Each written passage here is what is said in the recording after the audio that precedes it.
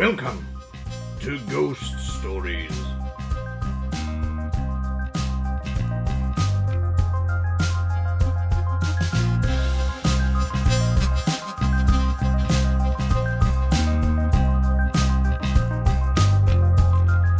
Join me, your host, Arthur Q. Mansley, and my delightful intern, Beth. Hi. As we delve into the intricacies of ghouls, ghosts, goblins, and everything in between, discussing their rituals, their fashion sense, their artistic sensibilities, their other nefarious aspects. Depending. Today, I've asked Arthur to tell me about his story with the Dover Demon. Ah, yes, the Dover Demon. Because you talked about The demon from Dover. Delaware? Massachusetts. I'm sorry? Massachusetts. Dover, Massachusetts. Where's Massachusetts? New England somewhere. Is it a city? No, it's a very large state, Beth. If you're from America, you'd know these things. Massachusetts. Beth, you're driving our listeners insane. Okay. Just called what it is, agree on Massachusetts. Dover, Massachusetts. So the Dover Demon. You've told me a little bit about you've glazed over it in our conversations off the radio. Tell me, what is this being? The Dover Demon. Yeah, was first sighted in Dover, Massachusetts, as we've discussed. Yes. In the 1970s. Okay. It was only two, I believe, occurrences when it was spotted. Two demons together, or one? No, two individual sightings. Ooh. 1 day apart. One day apart? One day apart, yes. This is very yes. Intriguing. The first sighting was a young driver, not to the golf club, a young automobilist. Oh, okay. Thank you for clarifying. I was confused. Sometimes people can get confused about these things. Last time I tried to describe somebody what type of shoes I wanted, they brought me a golf club. Who knew wedges were shoes? And clubs at the same time. Anyways, continuing on. In Dover, Massachusetts, a young driver spotted a creature upon a stone wall late at night. Clinging to it or sitting on it? Walking with spindly appendages. Ooh. Yes. With 6 digits on the end of each. Not the typical 5 fingers of a human. Did it have 6 toes too? Well, yes, that is what each appendage implies, as arms and legs. Got it. Yes, 6 appendages, or 6 digits on each appendage. Did it have 4 regular appendages? On 4 regular appendages, yes. And like its head, its cranium, is profusely bald. No feathers or hairs on it. Just this tough, leathery-looking skin. Is that unfortunate? Have they tried to grow hair, or is that... This is unknown, Beth. I'm purely describing its physical qualities. Oh, okay. It's the cranium, the brain case part of the head is very large and round. Perhaps due to a large brain within said cavity. But then it doesn't narrow to like the chin? Yes, narrowing down to a smaller lower head portion. Is it green? Because sometimes people draw aliens like that. Well, there is a conflicting reports there. The first sighting, this driver identified it as a tannish color, whereas the second sighting, who spotted it a short way down on the same stretch of road. The same road. Yes, claimed it was greenish in color. Did it have... Its head was bald. Did it have any other... Was it, like, also bald skin? The only other defining feature of the creature... the feature creature... is its eyes. Very luminescent eyes in the night. They pierce through the darkness. The first driver reported seeing orange eyes peering through the darkness back at him, reflecting off the lights of his vehicle. Right? He's... Whoa. 2 orange eyes glowing. Was it a cat? We're discussing what it would be. The second sighting reported, however, the eyes were bright green. Ooh, conflicting. Yes. So we've got conflicting Or things here. Or there's 2? Or, yes, the possibility of an entire species in the Dover, Massachusetts area is a possibility to be discussed, yes. Massachusetts. Bless you. And, I mean, people on Earth have different color eyes, so maybe, and different color skin, so maybe it's just different. Maybe they're just different. Beth, I think you're kind of drawing the same conclusions that many around the time did. And it was on the same road, like that's wild. You said many on Earth have different colored eyes. And you are stepping upon the conclusions that were drawn back in the 70s. The popular theory is that the Dover Demon is in fact an extraterrestrial. You've done it again, Beth. You've brought aliens into the sacred space. I mean, I don't try to. I didn't know that. That's why I'm asking you about it. Well, and this is why I'm telling you these things. Yes, the Dover Demon is theorized to be an extraterrestrial. Do we know what terrestrial is from? Oh, I know, Beth. Yeah, which one? Well, let me delve. Pluto? Now, I've given you the cryptid's backstory, its history, its previous sightings. Now let me tell you my experience. Yeah. Because when word reached my ear in the 70s of the Dover Demon, the Demon of Dover. From Massachusetts. Yes, from Massachusetts. I, of course, had to go investigate it myself. Perhaps secure an interview. Say, why are you just now being spotted in this area? Why is there reports of you dragging carcasses around? Really? Was that a report? Oh, yes. There was a report of carcasses being found in the of vicinity. animals, I'm hoping? Of small creatures. And it had You don't refer to a person's corpse as a carcass, Beth. Have a little humanity. If it was people, I would have said a corpse nearby, not a carcass. That's a good distinction. That's a good point. Yes, you don't... In the cryptozoological interviewing world, you need to have a little heart, Beth. Yeah. Little heart. Is that what you lead with in all of your interviews? Of course, I lead every interview with my heart. Except for ones with extraterrestrials. Except for ones with extraterrestrials. Those I lead with my middle finger. Oh, yes. Jeez. Yes. So, did you know it was possibly an extraterrestrial when you researched it, or do you think it was a typical cryptid? When the word had reached my ears, the Dover Demon was being referred to as an extraterrestrial. So I came with my middle finger primed and prepared. Why would you want to seek that out if you don't like those? Because as a cryptozoological interviewer, it is my responsibility, nay, my duty, to seek out the misunderstood and the poorly documented, and understood and less poorly document them. Why is that not a job for extraterrestrial interviewers? Because they are a lazy bunch, Beth. How many have you met of the interviewers? They don't prefer the term extraterrestrial interviewers. They prefer the term, you won't believe this, ufologist. Ufologist. Are you talking about UFO? UFOologist. Ufologist. Yes, that is the term they prefer. I'm not so sure if I should believe you in this pronunciation. Access the World Wide Web, Beth. Go to Ask Jeeves. People don't. And say, what is the proper term for an extraterrestrial interview? Jeeves will respond on a silver platter, remove the top, and reveal your answer below.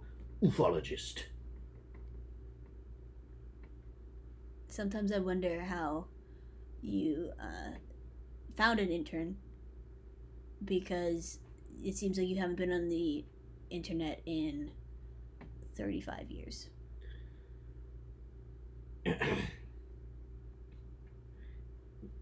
Sometimes your words can hurt, Beth. You don't have to make an old man feel so old. I don't know how old you are. And that is a very rude question to ask, Beth. Don't ever ask an author his age. Are there more Arthur Mansleys? You are asking too many personal questions, Beth. So the Dover Demon is not actually a demon. The theory was that it was an extraterrestrial. So Would you call it a demon? Because we've interviewed. Do you remember we interviewed a demon? We have interviewed a demon. Yes, Clancy. Yeah, I love that guy. Clancy the demon. What a delightful creature. Hope he's doing okay. Hopefully, but it is my professional opinion that no, the Dover demon is in fact not a demon. It is a misnomer. That was just something that someone invented. Yes, much like the killer whale is not a killer. The Dover demon is not a demon. Do you know what planet? Okay, tell me about your trek after you've heard about the demon. Yes, I've heard about the demon. I donned my finest hiking boots and trekked my way to Massachusetts, the Dover area. You didn't drive this time? You walked? I was without a vehicle at the time. Okay. Okay. Yes, I hiked my way to Massachusetts. The long and arduous journey. By the time I arrived, it was 1978. So it was first spotted in 1970. You heard about it in 1970. It was first spotted in 1977. 77, okay. Yes, and I hiked my way clear through to 1978 to investigate this credible lead. 2 sightings within 2 days is very confirming. And on the same road. On the same road. And very similar descriptions. I had a very narrow search area to work with, which is wonderful for me because I get lost very easily in the larger areas. Yeah, we know.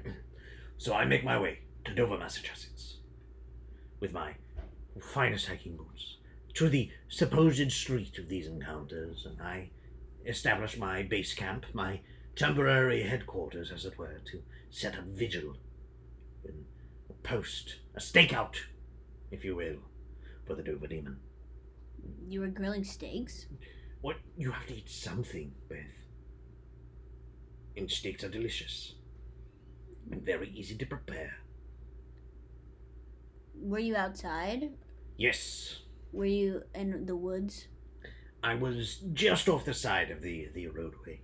Were there any trees?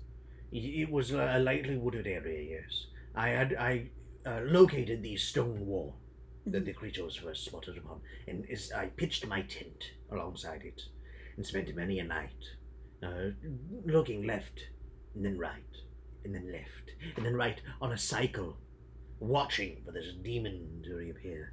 Did you put out any bait? I did. I left out some hunks of steak from the carcasses that had been recovered before. Carcasses, not corpses. Carcasses, not corpses. Right. I was able to assume that the Dover demon was a carnivore. That's a good deduction. It is a good deduction because I'm a good cryptozoological interviewer. Sometimes, yes. Yes. But looking left, right, on repeat, day after day, I spotted no such creature. I went to the local library, did my own research, talked to some residents of the town. It turns out you did? I did. I talked to human beings, Beth. Congratulations. Oh, it was a thrill. Yeah, sometimes human beings are more strange than cryptids. Very often. But who did you talk to? I talked to the local sheriff. No. Yes, and to a local biologist. You talked to Johnny Law and Johnny Science? No, Johnny Law. Yes, I got dangerously close to Johnny Law. Well, you talked to the sheriff. That is Johnny Law. Well, yes, unfortunately, the way it works with most of these things, if people see someone strange or something strange and unexplainable, their first instinct, for whatever reason, is to contact the local police department, the local Arthur Q. Mansley. Well, if they contacted local Arthur Q. Mansley about the strange thing they would see, they would just walk up to you. And it would be a delightful conversation, I'm sure, and they would receive delightful feedback from someone with experience. I'm saying that's because you're the strange person that they saw. Beth, are you saying I'm strange? Beth, you're really out to get me this episode. Really? Going for the heart. Which you lead with, supposedly. Yes, it's why would you go for that first if it's my most valuable asset in my line of work? So you were talking to the sheriff. Did they know who first and second reported the sightings? If Yes. And they drew their own conclusion. They believed. Get this, Beth. Get this. You will not believe.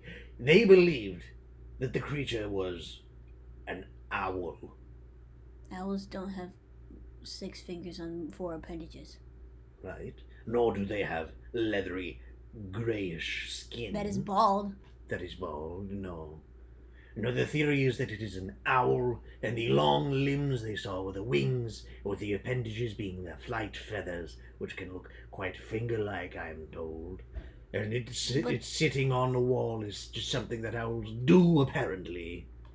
Yeah, but they were saying it was walking, and it was green. The eyes reflecting, apparently owls have eyes that reflect luminescence very easily. Kind of like a cat. Yes. Kind of like a feline. But that's silly. Yes, that is what I said. And that is why I set out to research it. So I went. Where does one go when they have something to research? To the public library. To the public library I went. Yes. Delving. That was an easy one for me to guess. You already said that. Delving into historical tomes, reports and accountings. Were you able to get like a report from the first-hand looker? So, the Dover Demon, as it is so called today, was first sighted in 1977. Yes. But if you look further back, way far back. Mm-hmm. So you see, everybody who had been investigating this incident had been looking at it with a profoundly Americanized lens. What I mean is, Americans have a tendency to believe that nothing existed on this continent prior to 1492, Christopher Columbus sailing the ocean blue. Right. Whereas if you look back, way into the Native American folklore, the Cree people have a belief that there are 2 types of creatures. And this is what you found out during the public Yes, this is the fruits of my research, Beth. This folklore from the Cree people. There are 2 types of creatures. There are the humans that the Cree consider themselves to be part of. And then there are the small folk, the Manashoggi. Yes, the Manashoggi. Wait, are they actually smaller in stature? They're a smaller, goat-sized, this is the term they use, goat-sized race of people who lived between the stones and babbling brooks. Were they bipedal? They were bipedal. They were profoundly bald, with grey skin and appendages with 6 digits on the end. Was the Dover Demon reported to be smaller in stature? It was reported to be approximately goat-sized. Oh my gosh. So this Managishi, this mysterious Native American creature, I believe, it is my professional cryptozoological opinion, that the Dover Demon is in fact a remnant of the Managishi.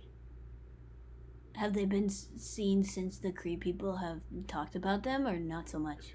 No, they have not been seen since these 2 sightings in the 70s. Alas, even I, Arthur Q. Mansley, and my cryptozoological prowess was unable to secure an individual for interviewing purposes. That's unfortunate. But through my research, I believe I have properly identified this creature as a long-lost remnant of this species. Wait, did the Cree think that this species, small folk, were extraterrestrial as well? Or were they part of the Earth? If they did, my opinion of the Native American peoples of America would be drastically diminished. Because of extraterrestrials? Because of extraterrestrial poppycock. So, as far as you know, they thought that they were part of the environment of Earth. Yes, they believe them to be pretty much a subspecies of human. Oh. Yes. Like in fantasy folklore, you have humans and hobbits or halflings. They had humans and Managishi. You did very good job researching. Beth, this was the most I'd ever read Ever? up to this point in my life. I was kind of concerned that you did know how to read, but besides Beth, the word wanted. You keep just driving this dagger in my heart ever deeper. No, Calling me strange, calling me nigh illiterate. No, I didn't say that. I was just skeptical. There's a difference. You were skeptical, Beth. I was, yeah. That is, Beth, I applaud you. That is one of the greatest tools of any paranormal cryptozoological interviewer. Right, and I learned skepticism. Wielded like a mighty sword or a pen. or a shield covering your heart, which you lead with.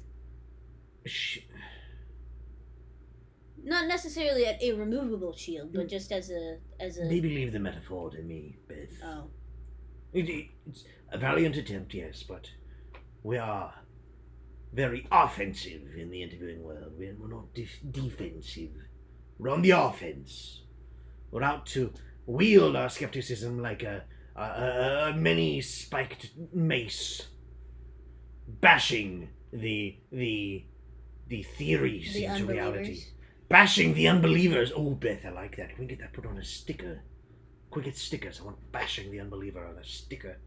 Put that on the RV. This might be a good time to promote your email address if people want a sticker.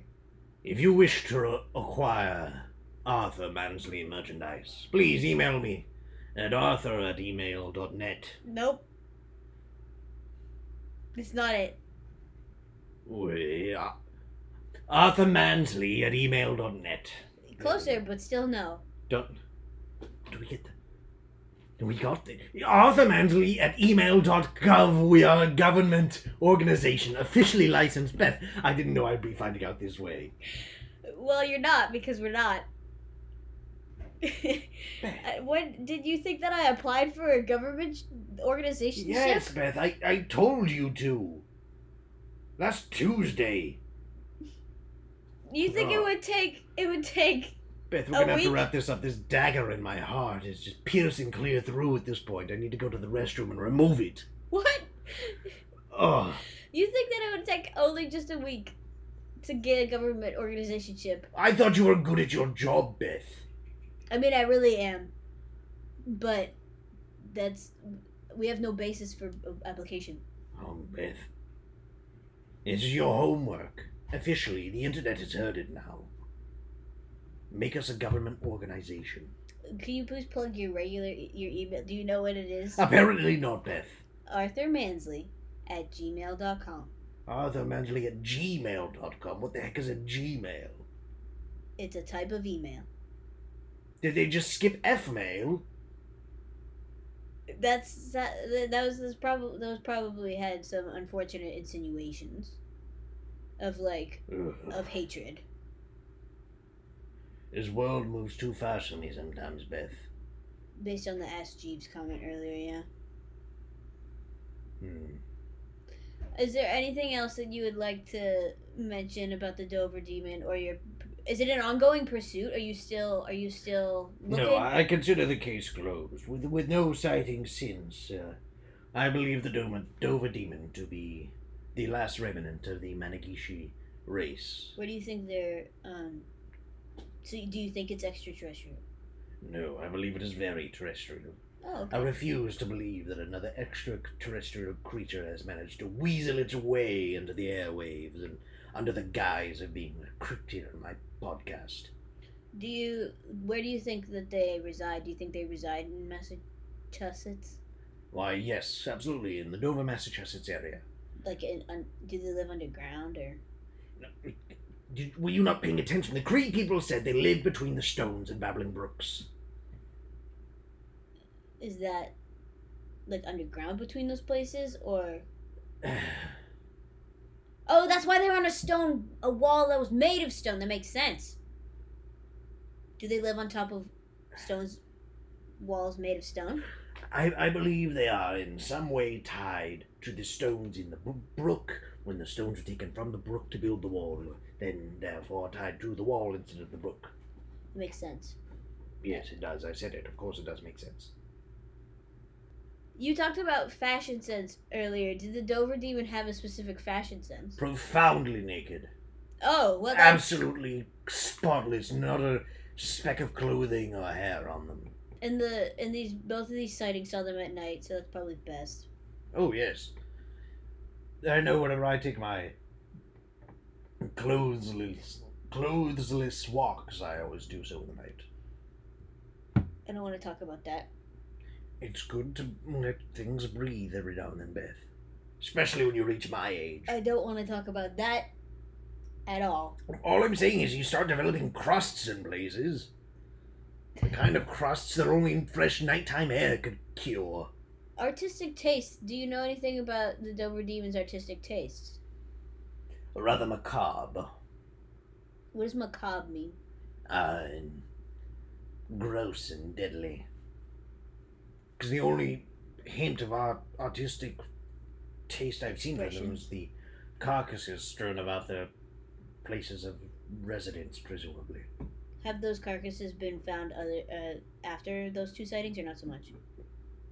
Yes, they're for all intents and purposes roadkill, essentially. Oh. How did they know that they were dragging them around? The first sighting, he spotted it with the carcass. Oh, I didn't. Okay. And then the second one, it was on the move. Yes. That's cool. I appreciate your research into this subject. I appreciate the consistency that the two sightings have, and I appreciate the living between stones and babbling brooks. Mm-hmm. I believe it was my research into this creature that drove it into hiding even more. It had somehow noted that I'd withdrew tomes from the local library discussing its ancient history, and that ancient history drove it into fear and paranoia and underground. That's unfortunate. We just want to talk to it. Exactly. So therefore, from thenceforth, I vowed to never again set foot in the library. Maybe that wasn't the right conclusion. Well, I can assure you that since then, my interviewers have been much more successful. Forthright. And forthright, yes. Those I managed to secure or capture. That cough sounded suspicious. I had a tickle in my throat. I'm old, Beth, it happens. You don't keep these creatures for a long time. You just ask them questions, right? And you let them go. Yeah, so just simply do an interview. Okay. Okay. I'm trusting you on this one. As you should, Beth. Oh boy. Trust every word I say, question nothing. Can you state your email again for the final time? Do you remember? It is Arthur Q. Mansley at hotmail.gov. Nope. ArthurMansley@gmail.com. ArthurMansley@gmail.gov. Nope, com. .gov. Commercial. By the time this hits the airwaves, Beth will have gotten us a full government license. It will be ArthurMansley@gmail.gov. .com. That's it. Bye!